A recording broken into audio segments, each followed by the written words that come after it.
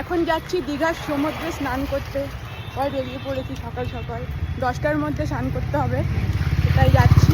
কটা বাজে এখন? 9:30 বেজে গেছে, তো আমরা যাচ্ছি।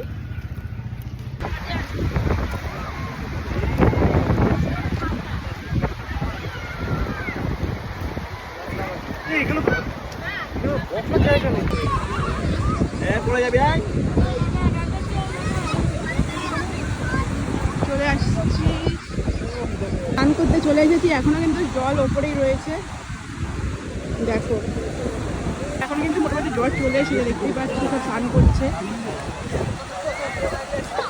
এখানে স্নান করা যাবে কিনা কে জানে, প্রচুর ভিড়। পরীক্ষা করছি। তো সমুদ্রে জোয়ার চলে এসছে, আমরা মোটামুটি একটু স্নান করে চলে এসেছি।